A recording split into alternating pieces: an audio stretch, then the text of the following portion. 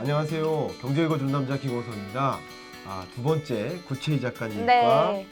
KPC 이어갑니다. 인사 부탁드립니다. 네, 안녕하세요. 재테크하는 아내 구채희, 그리고 작가 구채희, 유튜버 크리에이터 구채희입니다. 네. 유튜브 구독자가 벌써 거의 10만 명 가까운데 아니요. 아주 10만 명이 쉽지 않더라고요. 10만 명 쉽지 않습니다. 네.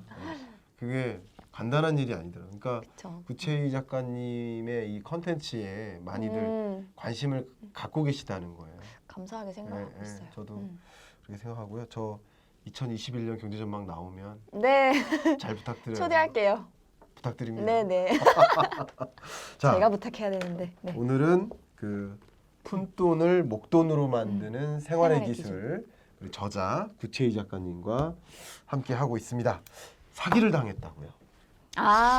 제가 그렇죠. 어떤 사기입니까? 결혼 전에 이런 이야기 한 적 있으세요, 어디서? 책에는 썼는데, 책에, 오케이. 예, 참 이게 그 몇 년이 지났어도 그때 생각하면 울컥하는 마음이 있어요. 전세 사기를 이제 당한 적이 있는데 요새도 그 전세가가 진짜. 올라서 깡통 전세가 나오기 시작했다는 뉴스를 봤거든요. 그러니까 남일 같지가 않은 거예요. 근데 제가 30살 때 30살에서 31살 넘어가는 시점에 제가 살고 있는 그 원룸 오피스텔이 지금 20대 아니세요? 아니에요. 30살 이거 너무 전형적인 멘트 아니에요, 이거? 여러분 저 잘하고 있죠? 네. 그래서 그 30대 이제 초반에 들어서는 그 시기에 제가 살고 있던 원룸 오피스텔이 네. 전셋집이었거든요. 그게 이제 경매에 넘어가는 사건이 일어나요. 근데 그때는 되게 직거래로 거래를 한 것도 이제 화근이었고 사실 정말 힘든 시간을 보냈고 돈을 대부분 거의 돌려받지 못했어요. 지금 몇 년이 지났는데도 한 몇백만 원 받았을까? 그런 정도입니다. 그러니까 1억 정도. 전세금이면 전세금 1억을. 그렇죠. 네. 그러면 그게 보통 전세 세입자들에게는 전세금이 전 재산이거든요.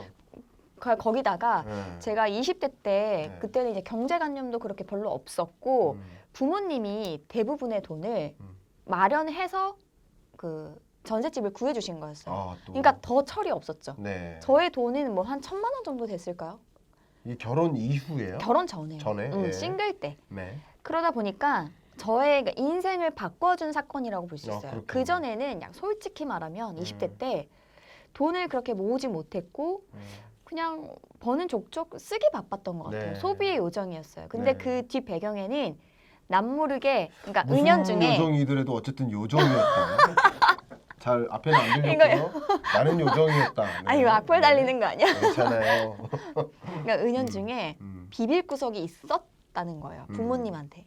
부모님이 이렇게 나한테 거액을 들여서 전셋집도 이렇게 구해주시는데 시집갈 때 좀 해주시겠지?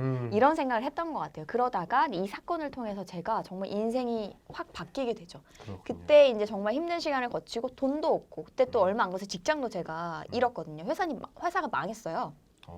다니던 그 마케팅 회사가 망했어요.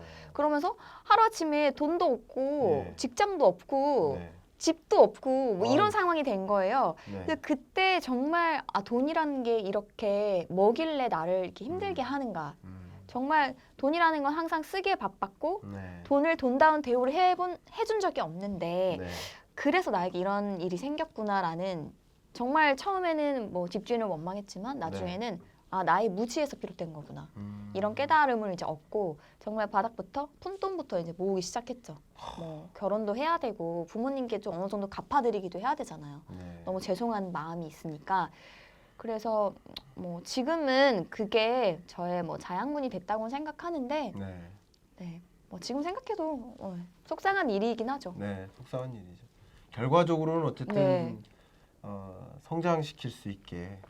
네, 그거 하는 사기 안 것이고. 당했으면 네. 지금도 계속 소비를 막 하면서 네. 소비하는 아줌마로 남지 않았을까? 제가 그 어젯밤에 프롤로그를 다 쓰고 출판사에 넘겼었거든요. 그 프롤로그에 어떤 제가 그 격언 같은 걸 굉장히 좋아해요, 개인적으로. 근데 한 위인의 격언 중에 하나가 뭐냐면 우리가 실패하는가가 중요한 게 아니라 실패했을 때 어떻게 일어서는가. 맞아요. 그게 더 중요한 중요한 것 거다. 같아요. 그런 이야기였는데 지금 어쨌든 그런 일종의 실패와 같은 정말 충격적인 일을 당하셨지만 그걸 계기로 지금의 구체희 작가님을 있게 만든 네네. 그러니까 잘 일어서신 분이 아닌가 뭐 저는 그런 생각을 좀 해볼 수 있을 것 같아요. 사람이 그런 큰 시련을 겪으니까 뭔가 나도 몰랐던 내 모습 네. 그런 걸 많이 찾게 되는 것 같아요. 특히 네. 경제 관련해서는 특히 재테크나 경제 관련해서는 절박함이 굉장히 큰 무기가 되거든요. 네. 내가 지금 돈을 꼭 벌고 싶은 어떤 절박함, 뭐 그런 이유 같은 거 있잖아요. 네. 근데 그 이유를 찾지 못하는 분들은 소득이 많아도 그거를 이렇게 차곡차곡 모으지는 못하시더라고요. 근데 내가 뭐 책임져야 될 가족이 있다거나, 뭐 아니면 아픈 가족 구성원이 있다거나, 아니면 내가 정말 나는 부자로 살 수밖에 없는 그런 명확한 목표가 있다거나 그런 분들은 되게 힘든 상황도 어쨌든 차근차근 밟고 일어서서 성취를 하시더라고요. 그래서 그런 면에 있어서는 그런 시련도 때로는 정말 긍정적인 인생에 있어 긍정적인 자양분이 되는 것 같아요. 요정님의 말씀이었습니다. 그러면 자 우리 시청자 여러분들께서 우리 KPC 키포인트 클래스입니다. 아, 네, KPC가 또 한국 생산성본부의 약자예요. 아 그래요? 그것을 이제 KPC로 만든 우리 음. 스텝에서 만든 키포인트 클래스. 물어내 자 만드셨는데 오늘 키포인트 클래스로 제가 여쭙고 싶은 게 여기서도 강조를 했지만 푼돈을 목돈으로 만드는 생활의 기술. 어쨌든 이런 것들이 이제 어떤 사기를 당하면서 이제 돈에 대한 관심이 네. 생겼고 우리가 돈으로부터 건강해야 된다 이런 생각을 하신 것 같은데 자 그러면 푼돈을 목돈으로 만드는 생활의 기술 다시 말하면 생활비를 줄여나가는 네네. 대표적인 어떤 테크닉이 있다면 어떤 것들이 있을까요? 참 짧은 시간에 다 담기는 어렵지만 그래요. 예. 일단은 네. 명확한 목표를 일단 먼저 설정을 하셔야 돼요. 목표를 내가 설정한다. 1년에 얼마를 모으겠다라는 네. 목표.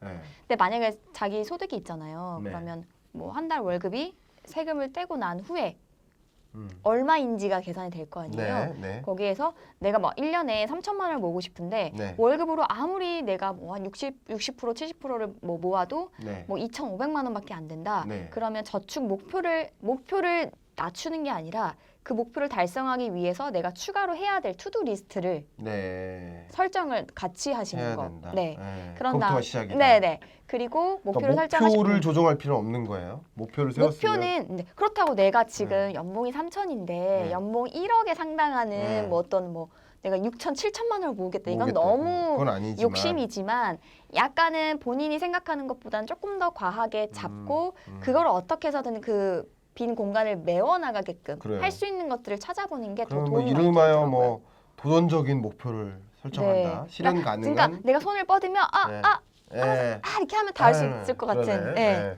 연기까지 그거 연기자 자 그런 목표를 일단 요정님의 연기였습니다. 설정을 하고 그런 다음에는 네. 나에 대해서 알아야 돼요. 네. 내 자신을 분석할 줄 알아야 돼요. 근데 우리가 돈을 막 아무 곳에나 흥청망청 쓰는 것 같아도요. 네. 사람마다 그 기준이 있어요. 네. 자기도 모르는 그런 기준이 있어요. 네. 예를 들어서 어떤 사람은 커피를 너무 좋아해서 네. 커피숍에 가서 쓰는 비용은 아깝지가 않아요. 너무 행복해. 이거는 단순히 뭐 습관적으로 커피를 마시는 게 아니라 네. 그냥 커피를 마시고 카페에 찾아가고 이런 과정이 너무 행복해.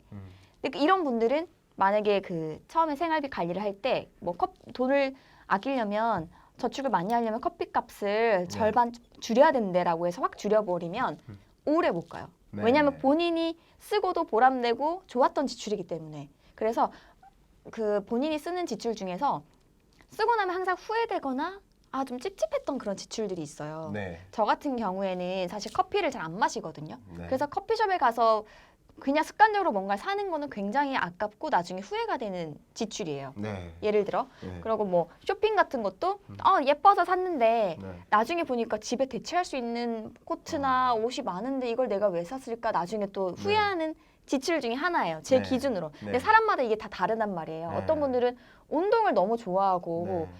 그걸 되게 루틴하게 매일매일 하시는 분인데 돈을 모으겠다고 아끼겠다고 운동에 들이는 비용을 하나도 안 쓸 수는 없거든요. 네. 그러니까 그런 식으로 본인이 꼭 써야 하는 지출 그리고 내가 쓰고 나서 아깝거나 후회했던 지출을 분류를 하시고 처음에 돈을 모으실 때는 이 후회했던 지출을 위주로 조금 줄이는 것부터 이제 시작을 하시는 거죠. 네.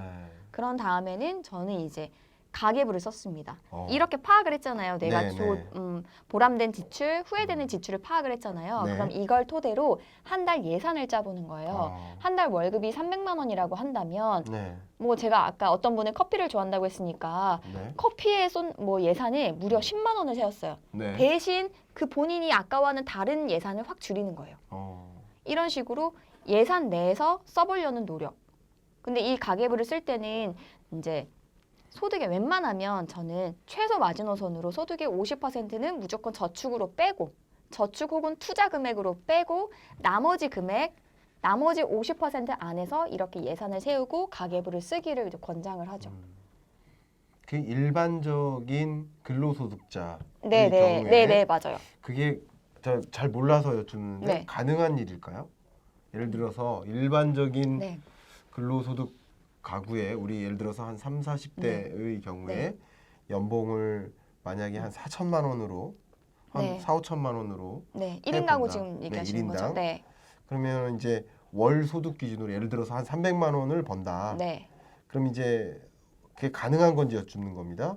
150만 원. 원은 저축한다. 네, 그건 150만 가능하죠. 원으로 쓴다. 네. 그 안에서만 쓴다. 그게 최소한의 마지노선이에요. 음. 만약에 1인 가구시면 음. 저는 더 모으시기를 원하는데 네.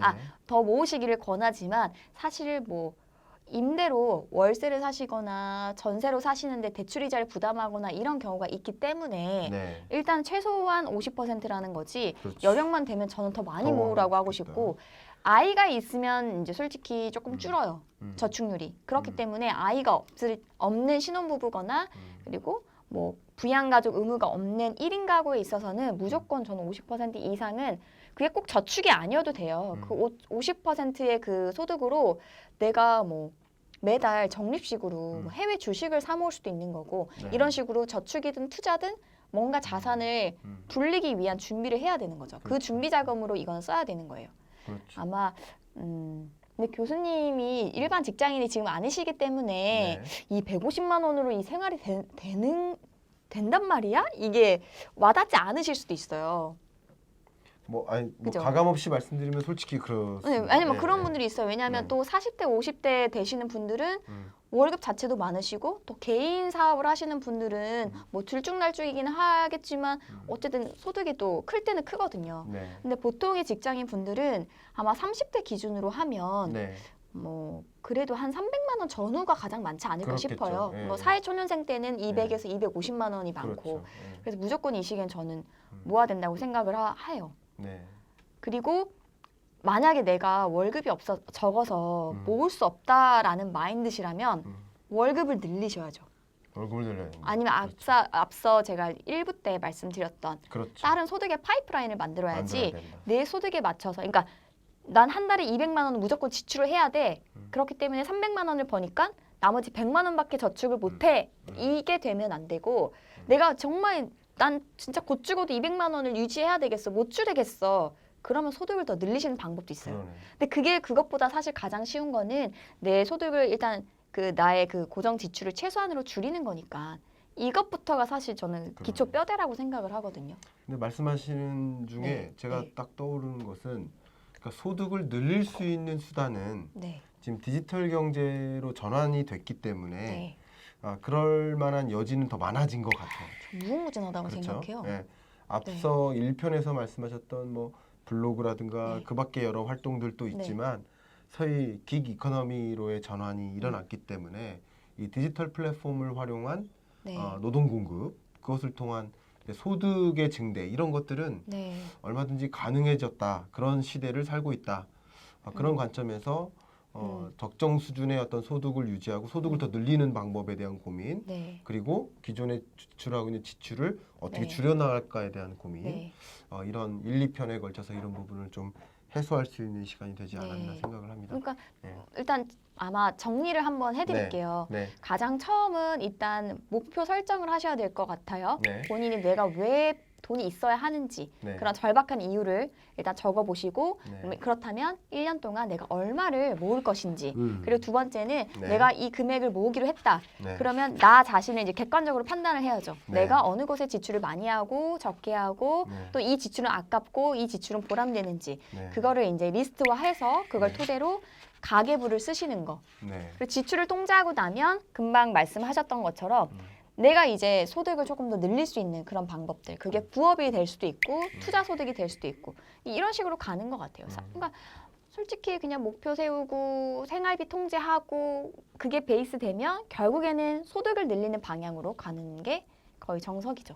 그렇군요. 참 뻔한 말 같지만 그렇지 않고 내가 아무리 절약을 잘하는 사람이라도 그냥 절약만으로는 이게 한계가 있거든요.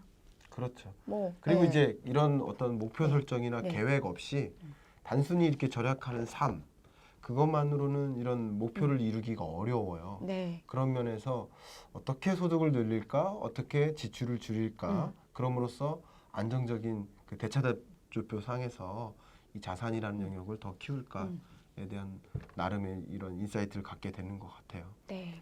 오늘 참 좋은 말씀, 요약도 알아서 해주시고 원래 요약은 제가 하는 건데 아 그래요? 요정님께서 아 근데 제가 너무 두서없이 말한 것 아니 같아가지고. 요정님께서 이렇게까지 해주셔서 너무 감사하고요. 두 번째 구치희 작가님과 함께한 KBS 2편 여기서 마무리하겠습니다. 감사합니다.